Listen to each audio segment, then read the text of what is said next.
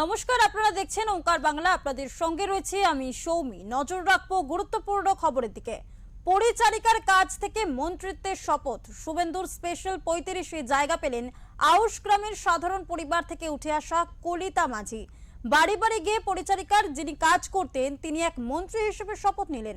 রাজ্যে ঐতিহাসিক জয়ের পর মুখ্যমন্ত্রী শুভেন্দু অধিকারীর নেতৃত্বে গঠিত প্রথম বিজেপি সরকারের প্রথম মন্ত্রিসভার সম্প্রসারণ প্রক্রিয়া শেষ হয়েছে সোমবার। ক্ষমতা গ্রহণের ঠিক ৩ সপ্তাহ পর সোমবার রাজভবনে আয়োজিত এক বর্ণাঢ্য অনুষ্ঠানে মোট ৩৫ জন বিজেপি বিধায়ক মন্ত্রী হিসেবে শপথ নিয়েছেন। রাজ্য প্রশাসন সূত্রে জানা গিয়েছে, আজকে যে সকল বিধায়ক মন্ত্রী হিসেবে শপথ নিলেন তাদের মধ্যে রয়েছেন ১৩ জন পূর্ণমন্ত্রী, ৫ জন স্বাধীন দায়িত্বপ্রাপ্ত প্রতিমন্ত্রী এবং ১৯ জন প্রতিমন্ত্রী।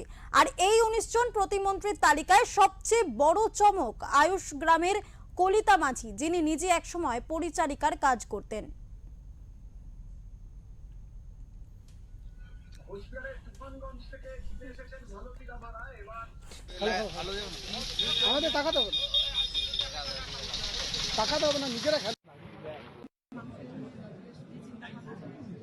दीदी थोड़ा सा पूछ लेते हैं, एकदम आम आदमी जिसको कहते हैं, आप आम आदमी से मिनिस्टर बन चुकी है, क्या कहना है दीदी?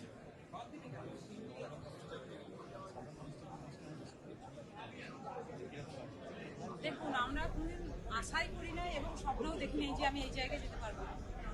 আমার দল আমাকে জানি না কি রেখে, মানে আমার দল আমাকে ভরসা করেছে, যে ভরসা করেছেন, রেখেছেন আমার যে একটা চেষ্টা করার যোগ্য। এটা নিয়ে তো খুশি হওয়ারই কথা, খুশি আমি। মন্ত্রী হয়ে কি কাজ প্রথম করার ইচ্ছে আছে? দেখুন, এটা পুরো পশ্চিমবঙ্গের দায়িত্বে আছে, ভুল করতে আমি বলতে পারি না। দল যেভাবে দায়িত্ব দেবে আমাকে, যে নির্দেশ দেবে আমি সেই নির্দেশ। আপনি অনেকের জন্য ইন্সপিরেশন, যে এইভাবে লড়াই করে উঠে আসা যায়, এই জায়গায় পৌঁছানো যায়, সেটা নিয়ে একদমই তাই। আর এই জায়গাটা দিতে পারে শুধু ভারতীয় জনতা পার্টি, মোদী। এর বাদ তুমি আসছো?